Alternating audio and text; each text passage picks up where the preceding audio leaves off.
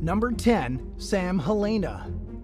Like many others who saw the opportunity to make some extra money from home, London Metropolitan Police Officer Sam Helena set up an OnlyFans page, where subscribers paid a monthly fee for access to steamy content.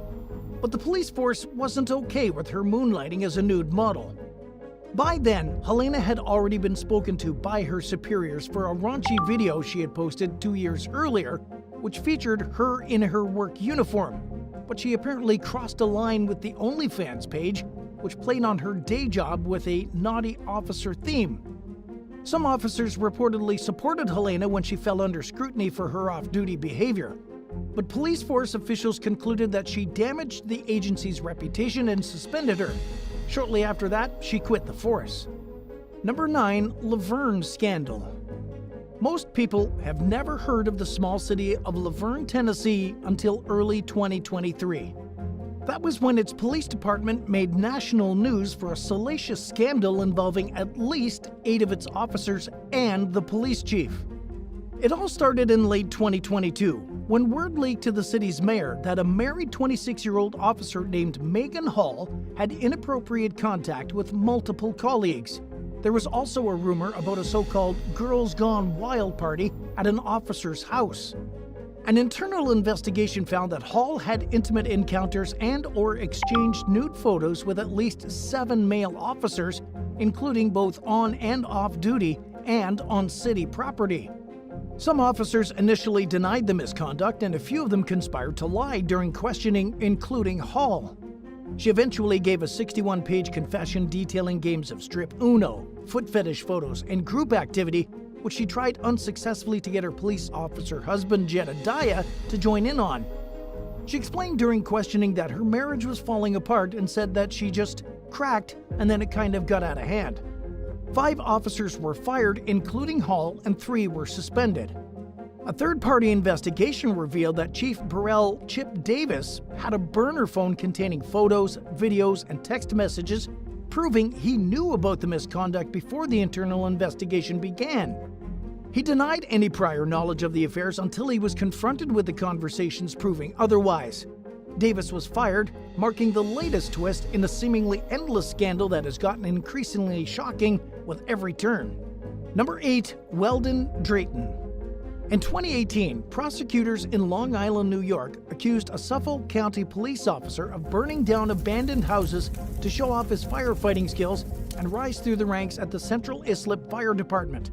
34-year-old Welden Drayton Jr. was a volunteer captain when he allegedly co-conspired with fellow firefighter Stephen Hernandez to set the fires so they could be the first to respond and build their credibility within the department. Authorities charged the pair with arson, leading to Drayton's suspension from the police force and delaying the start of Hernandez's career with the FDNY in New York City. The trial was plagued by issues with the evidence, as well as inconsistent testimony from witnesses, detectives, and cooperating accomplices. In an unconventional move that's rarely seen in American courtrooms, the judge dismissed the case mid-trial at the request of both the defense and the prosecution. Drayton was cleared entirely of any wrongdoing, and the charges against Hernandez would be dismissed as long as he stayed out of trouble for 6 months. Hernandez was now free to pursue his FDNY career, and Drayton was reinstated to the police force. Number 7. Richard Best. One day in 2020, a homeless man was accused of dropping his pants inside a Coral Springs, Florida bank. Officer Richard Best responded to the scene along with 3 other officers. He was considered the primary responding officer, yet he cleared the scene and let the suspect go, only for the department to receive calls about the same person pulling his pants down on a roadside and throwing things at cars later that day. Best had allegedly failed to run a background check on the suspect, a known predator who failed to register properly for his past crimes as required. He claimed that he had run the check, but that nothing suspicious had turned up. His superior said that if he were telling the truth, he would have discovered the suspect's failure to register, and they criticized Best for failing to utilize proper protocol when it comes to dealing with the homeless population. He was also accused of failing to properly fill out paperwork or ask the alleged victim for her version of what happened, or if she wanted to press charges. According to Best, it was his understanding that she didn't want to pursue action against the suspect. When the department alleged that he cleared the investigation so he could get lunch with his co-workers, Best admitted to having lunch plans, but adamantly insisted that he didn't rush through the call to go eat. And it wasn't the first time that he fell under investigation at his job. In 2016, he was accused of repeatedly failing to fully stop at a particular stop sign. After the more recent incident, he was fired from his job. He fought the decision in court and was ultimately reinstated in exchange for agreeing to retire early. In addition to receiving more than $44,000 in back pay, he'll collect a full pension. Both Best and the department agreed that he could have done a better job handling the call. The city did not admit to any wrongdoing and said that it reached an agreement with Best to avoid the uncertainties and costs of moving forward with formal proceedings. Number 6, Patrick Kelly. While responding to a report about a domestic incident in Vieira, Florida in late 2022, Brevard County Sheriff's deputies found themselves in a standoff with 39-year-old Cocoa police officer Patrick Kelly. They were called to Kelly's house regarding a dispute between him and a woman who worked as an officer at the same agency. Kelly allegedly refused to exit the house and fired several shots inside the home. Several hours went by before he surrendered without further incident. Luckily, no one was injured. The 15-year veteran of the Cocoa Police Department was charged with aggravated assault with a deadly weapon involving domestic violence, discharging a firearm, shooting into or throwing deadly missiles into a dwelling, using a firearm while under the influence of alcoholic beverages, culpable negligence, and resisting arrest with violence. He was previously arrested for felony domestic violence in 2015, but the case was dropped and he was allowed to remain on the force. Kelly remains behind bars and suspended without pay pending termination while the case proceeds in court. The judge overseeing the matter denied his request for bail, citing concerns for the safety of the community, the female officer involved in the incident, and law enforcement in general. At number 5, Albert Murray. In early 2023, the Vice and Trafficking Unit of the Prince George's County Police Department in Maryland received a report about suspected prostitution at a hotel in Camp Springs. According to the report, the hotel's manager observed numerous male visitors coming to and from a specific room and waiting in the lobby. While waiting, the men would receive a call, head up to the room, and leave within half an hour. During an investigation, a Greenbelt Police Department cruiser was seen pulling into the hotel's parking lot far away from the front door. According to documents obtained by the Washington Post, the driver was identified as Greenbelt Officer Albert Murray. He allegedly went to the room in question and left about an hour later. Police detained the woman Murray met up with, who reportedly admitted to posting an ad online for her companionship. She said she received a text from Murray asking about her rates and that he paid her $160 for her time, during which, of course, things happened. Murray was issued a criminal summons on suspicion of violating the state's prostitution laws and remains on administrative leave pending the outcome of his case. Number 4, Jamar Lee. Early one morning in 2020, Officer Jamar Lee spotted a car sitting at the drive-thru window of a closed donut shop in Lauderhill, Florida. The woman in the vehicle, Sierra Parrish, said she was homeless and trying to catch the Wi-Fi signal on her tablet so she could ask her sister for some money or a place to stay. She later claimed that when she was rummaging around in her back seat for her driver's license, Lee shined a flashlight under her dress, made an inappropriate noise, and grabbed her, something he would adamantly deny to his superiors and in court when he was fired from his job and hit with charges for unlawful compensation and battery. According to Parrish, Lee said that her license and tags were expired and told her to follow his car to a location where there were other officers. Instead, she claimed he led her into a dark alley and propositioned her in a way that suggested he wanted her to perform a favor in exchange for not being taken into custody. Parrish said that she suggested meeting at another location just so she could create an opportunity to get away from him.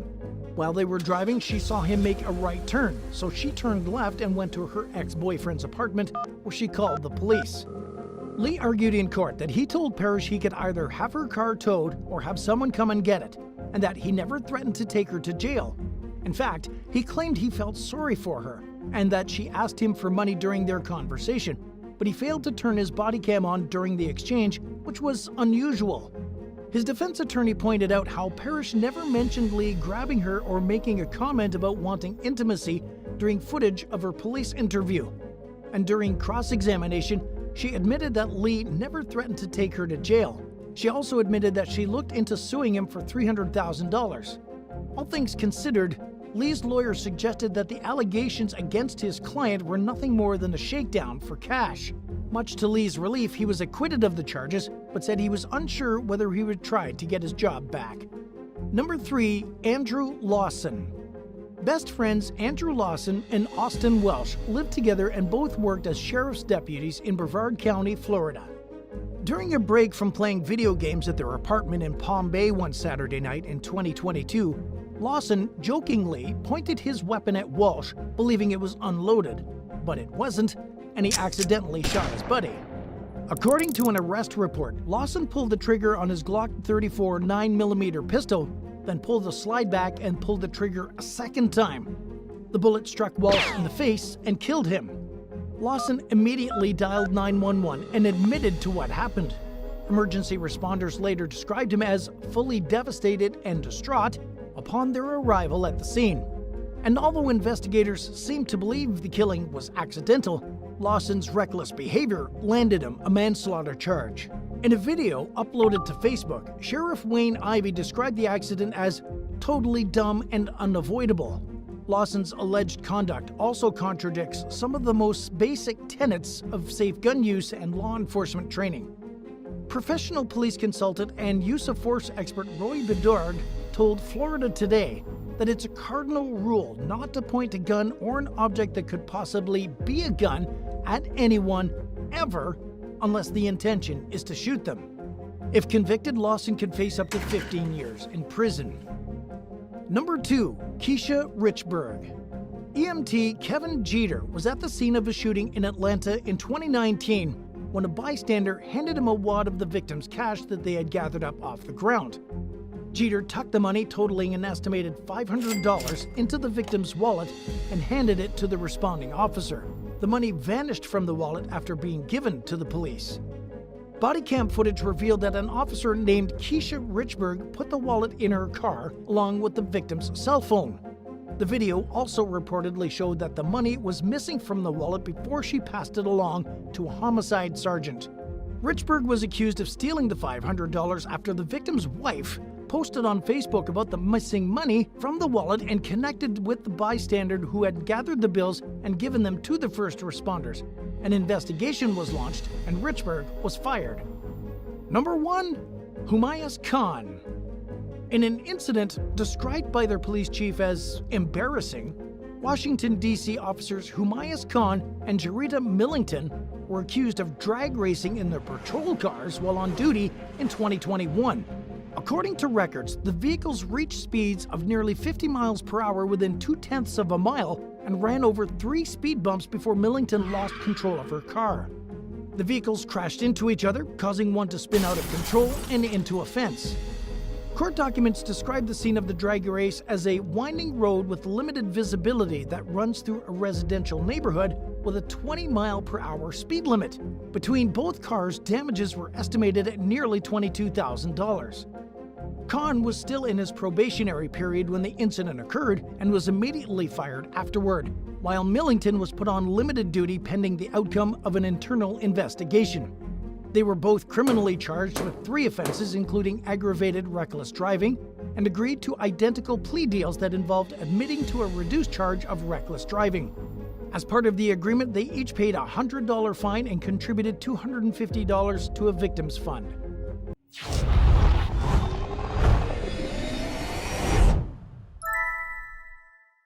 Number 8. Life-ending love triangle. In 2022, 30-year-old Ashley Bocanegra went to an apartment in Beaufort, Georgia. She thought she was going to see the father of her child. What she didn't know is that the man's girlfriend, 27-year-old Antonetta Stevens, and his sister, Janine Gonzalez, were using his cell phone to lure Ashley over. Stevens discovered that the man was cheating on her and was furious. When Ashley arrived, Stevens allegedly attacked her. According to police, she beat her, then asked Gonzalez if she wanted in on the action. Together they kicked and punched the victim until she could no longer breathe and recorded the attack on video. The man and women were entangled in a love triangle with someone who was also reportedly home during the vicious assault. Authorities have not released many details about the nature of his involvement, but they said his shoulders and back were covered with injuries. He took Ashley to the hospital a few hours after the attack, but her injuries were so serious she had to be taken elsewhere. She later died from internal bleeding in her lungs. Stevens and Gonzalez were quickly charged with murder, robbery, and aggravated battery. In court, Gonzalez's lawyer claimed that she was an innocent bystander and that she should only face a reduced manslaughter charge. But prosecutors argued the video evidence proves otherwise. Both women remain behind bars without bond while awaiting the next steps in their cases. Number 7. Birthday bloodshed. In 2022, Ahmad Perkins was walking up the front steps of an apartment building in Crown Heights, Brooklyn, on his 45th birthday when he was shot in the head. He fell to the ground and died in broad daylight. When police got there, they saw Perkins' BMW double parked and idling in the street. The shooting was clearly unexpected. In the words of a neighbor who spoke with the New York Daily News, it seemed like someone was waiting for him. Perkins had a troubled past that included 4 prison stints for assault, drug, and gun charges. But he was incredibly well liked by people in his community, and after being released from his most recent sentence in 2018 and finishing parole in 2021, the hospital worker's life seemed to be heading down a better path, and nobody, including the police, knew who might have wanted him dead. 2 months after the shooting, 18-year-old Kendu Skeen was finally charged with murder after being taken into custody for an unrelated case. Authorities declined to reveal a motive, and the case is ongoing. Number 6. Terroristic Trio. In a story that's just as bizarre as it is tragic, police were called to a remote property in New South Wales, Australia one night in late 2022 regarding the possible location of a man named Nathaniel Train, who'd been missing. The 4 officers who initially responded were immediately met with gunfire after getting out of their vehicles. 26-year-old Matthew Arnold and 29-year-old Rachel McCrow were fatally shot, while another officer escaped with only minor injuries. The 4th cop found herself battling fires, which the shooters lit, trying to corner and hunt her down, but one of the surviving cops luckily managed to call for backup. In the meantime, a neighbor came by to help the police and was also killed. The hours-long standoff ended after the 3 shooters were put down by police. They were identified as Larry Train, the missing man, his brother Gareth, and Gareth's wife Stacy, who had once been married to Larry. The trio practiced an extremist form of fundamentalist Christianity called premillennialism, which influenced them to think police were evil. Evidence at the scene indicated that the Trains planned and prepared for the massacre well ahead of time, and that they lured the officers to the property. Upon investigation, authorities saw that the site was riddled with barriers, camouflaged hideouts, guns, knives, and dirt roads. In an interview with the Australian talk show A Current Affair, Gareth and Larry's father, Ronald Train, said that his sons completely lost their way in life after cutting their family out of their lives 20 years earlier. He said their fascination with weapons started during childhood, but that Gareth was particularly volatile, controlling, and obsessed with guns, despite being raised in a household with non-violent beliefs. Officers classified the incident as an act of terrorism and said it was the first time in Australia's history that such a violent crime was linked to extreme Christian beliefs.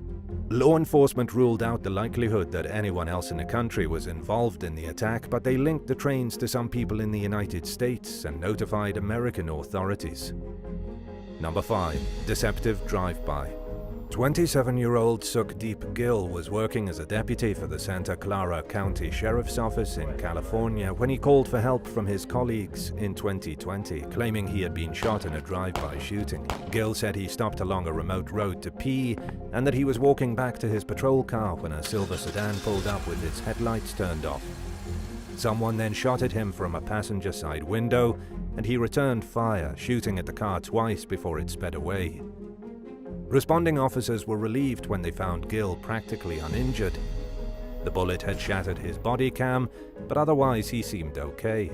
An extensive manhunt failed to turn up any trace of the alleged shooter. In fact, investigators couldn't find any evidence of the attack to support what Gill had told them. They also found evidence that suggested the shooting was fake, which helped explain why they couldn't find any solid leads. Over a year after the strange incident, authorities charged Gill with filing a false police report and felony vandalism. He was put on administrative leave while the case played out in court. Allegations against Gill came as a huge disappointment to District Attorney Jeff Rosen, who described the case as bewildering and deeply disturbing. On top of breaking the law, he accused Gill of breaking the trust of his fellow officers and squandering public resources on a made-up crime instead of the community's safety. Number 4. Baited and beaten. Former Texas State Senate candidate Vanessa Tijerina had a terrible Christmas Eve in 2020 when she was lured to a hotel and attacked. It all started when a woman in a black bra approached Tijerina in Raymondville, near the Mexican border. The mystery lady identified herself as Amanda Salinas.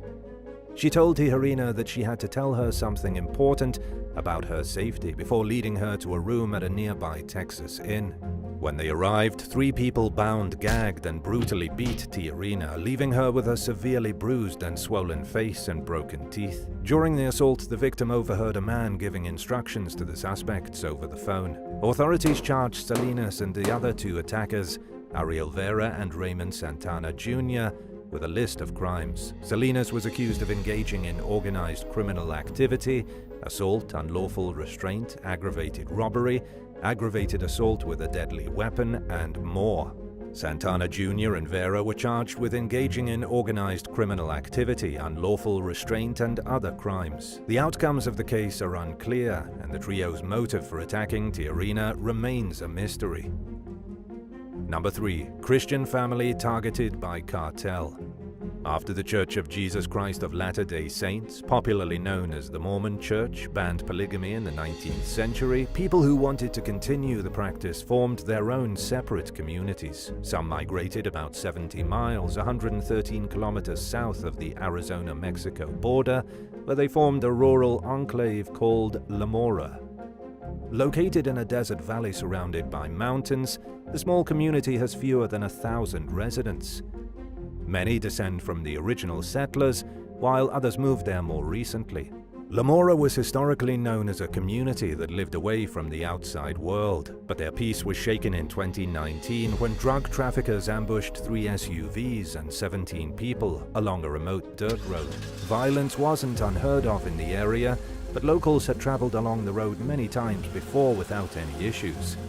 At the time of the attack, the Sinaloa cartel was involved in a heated turf war with another drug syndicate. Cartel members opened fire on the victims in a disturbing case of mistaken identity, thinking they were drug trade enemies when they were actually just innocent civilians who had no desire for any trouble.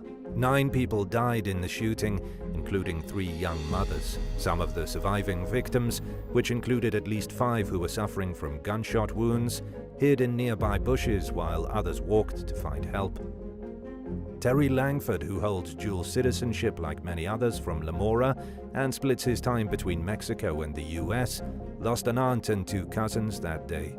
He told the South Florida Sun-Sentinel that his aunt was on her way to Phoenix and his 2 cousins were on their way to visit relatives in another part of Mexico. In response to the shooting, the military increased its presence in the region, but the gunman remained at large in the weeks after the senseless tragedy, and it's unclear whether they were ever actually arrested or not. Number 2. Lone gunman versus federal agents. In what turned out to be the deadliest incidents for the FBI since the attacks on the World Trade Towers in 2001, a gunman opened fire on federal agents who were carrying out a search warrant in Sunrise, Florida in early 2021. The team gathered outside the apartment of 55-year-old David Lee Huber early in the morning with plans to catch him off guard. But the investigation went horribly wrong when Huber started shooting at the team, killing Special Agents Daniel Alfin and Laura Schwarzenberger and hurting 3 others. He then took his own life. A witness said they heard dozens of gunshots and watched a SWAT team crash a military truck into Huber's front patio during the chaos. Huber lived alone and had no criminal record in the state of Florida. On paper, he seemed like an ordinary law-abiding citizen, minus a handful of traffic citations. He was educated and made a good living as an engineer, but had recently lost his job after going off on a bizarre rant about Donald Trump during a work meeting. After he was fired, former co-workers were reportedly worried that he might return to the company and carry out a revenge shooting. He was an awkward loner who was known for acting overly hostile and disrespectful toward his neighbors. One person who lived nearby told the South Florida Sun-Sentinel that he never met Huber, but that he had called the cops on him and complained to their homeowners association about him in the past. A former neighbor remembered one instance when Huber, who she described as odd, allegedly confronted an exterminator with a gun, and police had been called to his home multiple times over noise and nuisance complaints. At the time of the shooting, the FBI was investigating Huber for crimes against minors, which was a serious departure from his otherwise squeaky clean history. The act of violence marked the first double shooting of FBI agents in the line of duty in over 30 years, and rocked the law enforcement community to its core. Residents at Huber's apartment building were also left shaken by the incident, which served as a chilling reminder that you never know what your neighbors are capable of. Number 1. Journalist meets injustice. Percival Mabasa, or Percy Lapid, was a popular radio commentator from the Philippines, which is considered one of the most dangerous countries for journalists to live in. Corruption is rife, guns are easy to get, and the government seems to not like free speech just as much as criminals.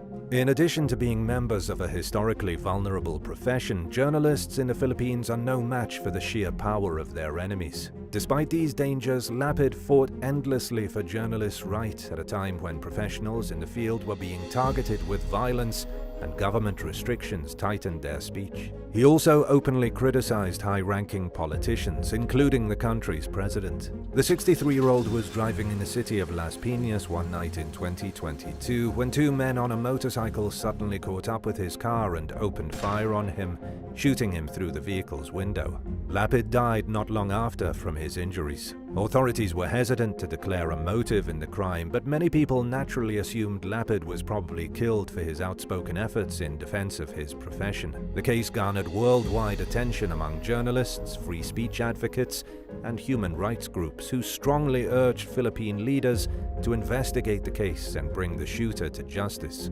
A few weeks after Lapid's death, a man named Joel Estorial confessed to the crime and surrendered to law enforcement. He turned over a gun that he said was used in the shooting, and ballistics tests confirmed he was telling the truth. Estorial was charged with murder and put in jail to await the next steps in his case as it works its way through the country's slow justice system.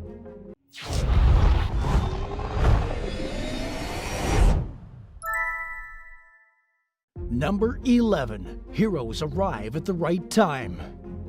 A group of 5 friends walked home from dinner in Ashton-under-Lyne, England one evening in 2019 when they spotted a man dragging a woman into an alleyway.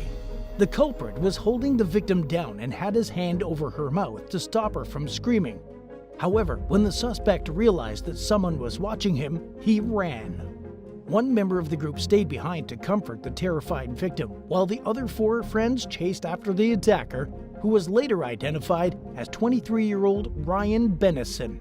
They managed to catch up with him and sat on him until the police arrived to handle the situation. The victim was on her way to visit her brother that evening when Bennison approached her and asked for a cigarette. She gave one to him and walked away, but he approached her again a little while later asking for a lighter. They then smoked a cigarette together, which was when Bennison began putting the moves on her. After going along with his advances for just a few seconds, the woman decided she didn't want to continue. She pulled away, and when he didn't stop, she pushed him off her and began walking away. Bennison persisted though, inviting her over to his place. When she said no and kept walking, the man didn't give up. He grabbed the victim and started dragging her, at which point the 5 heroes saw what was happening and intervened. In court, Bennison claimed that he was being falsely accused and that he was tickling the victim, which was what caused her muffled screams. His lawyer later argued that Bennison acted on impulse, but that he wasn't cold and calculating. He ultimately pleaded guilty and was sentenced to 6.5 years in prison. Number 10. No time for clothes. During the early morning hours one day in late 2022, Former military officer Scott Freeman awoke to his dog barking inside his home in Australia's Gold Coast. He chased after a group of young thieves who'd broken into his house, but they managed to escape.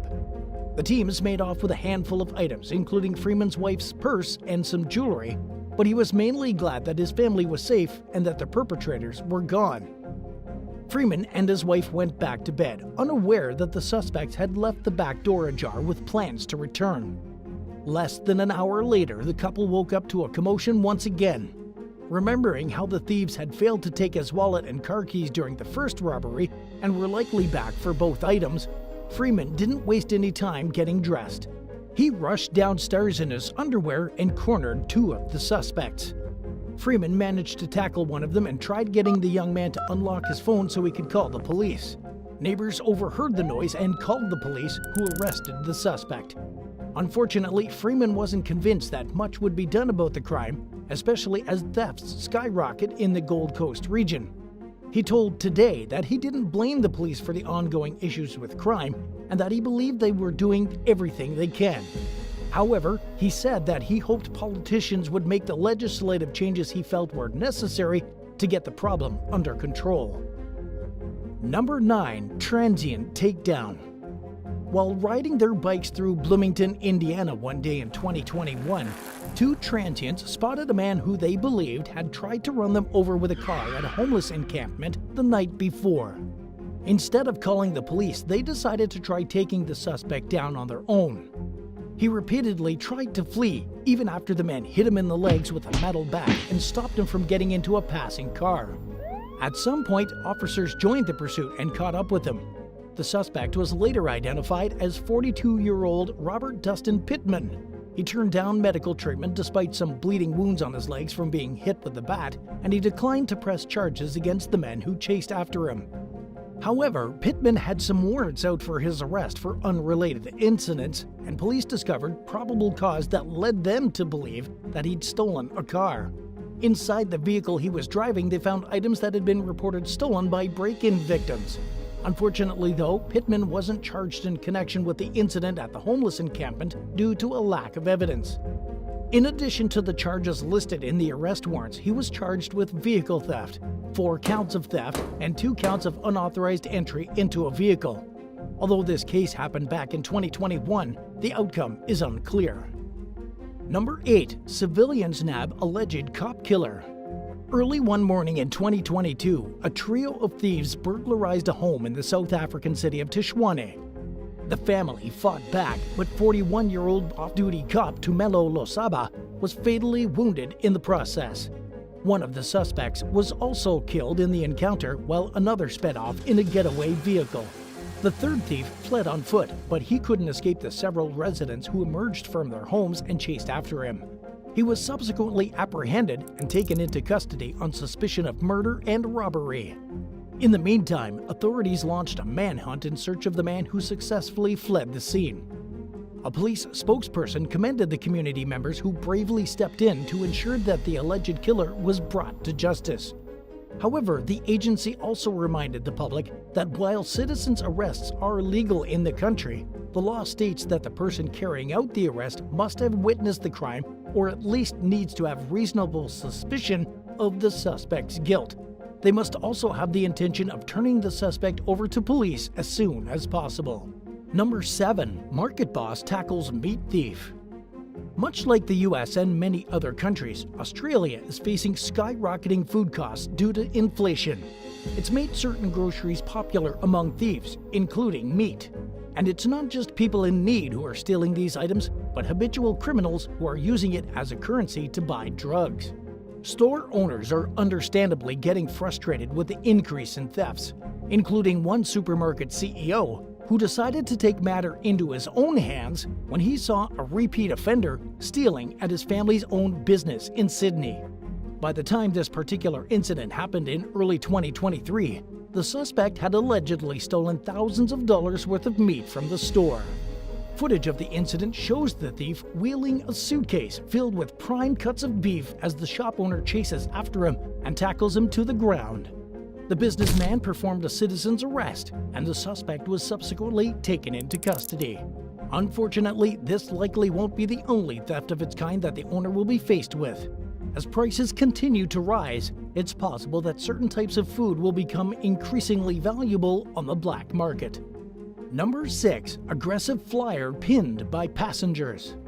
In 2022, chaos broke out on a Ryanair flight from London to Lithuania when an intoxicated passenger lost his cool because employees asked him to stop drinking alcohol. The man began shouting aggressively at fellow passengers, including someone who had a child with them. Someone that was believed to be the irate man's father tried to restrain him during the tirade, only to get punched. 2 employees stepped in, but their attempt to de-escalate the situation had the opposite effect. As the man's behavior became increasingly threatening, several passengers surrounded him and helped the employees in their efforts to calm him down. When it became clear that he wasn't going to comply, the 2 employees and fed-up passengers restrained the man, with as many as 7 people joining in to get him under control. Cell phone footage of the incident shows the problematic passenger disappearing from view as the group wrestles him to the ground. The man was arrested once the plane landed, and according to a passenger who spoke with the press, his father was mortified by the whole situation. Number 5. Bystanders stand for justice. A 19-year-old woman had just finished her work shift at a business in Sydney at around 1 a.m. in 2023 when she found a strange middle-aged man sitting in her car. Bystanders rushed over to the woman's aid and repeatedly asked the man to exit the vehicle. He responded by assaulting the woman and a 49-year-old man who'd come by to help. The suspect then tried to flee, but the civilians who witnessed his violent behavior weren't about to let that happen. They subsequently tackled him to the ground and held him there until police arrived. The woman suffered facial injuries but declined medical treatment, while the 49-year-old victim was taken to the hospital with multiple head wounds. After also receiving treatment for injuries, the suspect was taken into police custody. He was charged with entering a vehicle without the consent of the owner-occupier, 2 counts of assault, reckless wounding, and using an offensive weapon with the intent to commit an indictable offense. This case happened so recently that an outcome has yet to be reached. Hopefully, though, the suspect will get what he deserves. Number 4. Disrobing passenger tied to chair. Shortly after a passenger jet took off from Vladivostok, Russia one day in 2021, a 39-year-old woman who appeared to be under the influence of some type of drug rose from her seat and began wandering around the cabin. She appeared disoriented as she removed her clothes and put them back on, paying no mind to the employees who were ordering her to sit down. Concerned about the woman's state of mind as well as their own safety, onlookers worked together with crew members to get her back to her seat, where they restrained her using rope, tape, and a seatbelt. She was kept there for the rest of the flight, and she was arrested when the plane landed in Novosibirsk. The woman allegedly admitted to having taken a synthetic drug before she boarded the flight. She was taken for a medical exam to determine her level of intoxication and was consequently charged with petty hooliganism. Number 3. Local heroes stop armed robbery. 2 men entered a tobacco shop in Sydney, Australia one afternoon in early 2023 and robbed it at gunpoint, then attempted to make off with stolen cigarettes, lighters, and several $1,000s in cash. They drew the attention of nearby customers in the shopping center where the business was located, and civilians immediately sprang into action to stop the thieves. One young woman wasted no time rushing into the store. She grabbed onto one of the suspects who hit her with an ashtray, but the teen kept fighting, dragging the man down by his hoodie and holding his wrist behind his back. The girl's mother, who'd worked in security for over 20 years, overheard the chaos and rushed over, along with other bystanders, including a woman who removed the keys from the ignition of the thieves' getaway car. In the meantime, others pinned the robbers to the ground and held them there. The shoppers, who were praised as local heroes, were unaware that the suspects were armed. It was only after police arrived and found a gun on one of the men that the civilians realized how much worse things could have gone. Number 2. Fraud victim tracks down perpetrator. When the police didn't seem interested in helping catch the criminal who broke into his car and stole his wife's purse, 38-year-old Scott Dunster was determined to bring the culprit to justice. The theft happened outside the couple's home in East Sussex, England on New Year's Eve in 2022. After discovering that the perpetrator bought something with a debit card for an account that he shared with his wife, Dunster went to the store and asked to see their surveillance footage from the time of the purchase. He took images from the footage to the police, but they didn't address the case as quickly as Dunster wanted them to. So he posted the photos on social media, and community members quickly identified the suspect as 27-year-old Joseph Koss. One day, Dunster's friend spotted Koss out in public. When he failed to reach the police, he went to the location and confronted the suspect himself, who attempted to flee. Dunster chased after Koss, running about 1,800 feet through the town center before catching up with and tackling the alleged thief to the ground with help from nearby security guards. In the end, Koss pled guilty to fraud for using the debit card, but there wasn't enough evidence to charge him in the theft of the purse, which was eventually found. As a result, he was sentenced to 35 weeks in prison. Number 1. Off-duty cop catches thieving teens. In 2022, 2 teens with hilariously bad luck decided to steal a van on Boxing Day in Australia and caught the attention of a large civilian and an off-duty police officer. They were first spotted by 6'4" Gold Coast businessman Bradley Cowper, who noticed the van driving erratically, reaching speeds of up to 75 miles per hour and narrowly avoiding a cyclist. When Cowper saw 2 young men inside the vehicle wearing COVID masks and gloves, he began to suspect it was stolen. He'd been the victim of a car theft before, so he felt a duty to get to the bottom of the situation. As soon as the van stopped long enough for him to approach, he walked up, opened the door, and tried grabbing the driver, who threw the vehicle into reverse and initially managed to avoid capture. A few minutes later, Cowper spotted the van on a curb with visible damage. Unlike the first encounter, the young men froze with fear as the entrepreneur approached. Cowper yelled out to bystanders for help detaining the boys, one of whom begged for his life, while the other said that his mom was going to kill him. There just happened to be an off-duty cop living in a nearby house who overheard the commotion and came out to help. The clearly terrified suspects continued to apologize profusely as they were held to the ground until police arrived. Would you rather live in a place where you could get in trouble for trying to perform a citizen's arrest on a home intruder, or where the laws that allow people to shoot in self-defense seem terrifyingly generous when it comes to what qualifies as justified shooting? Let us know in the comments below, and don't forget to subscribe to the channel. Thanks for watching, and we'll see you next time.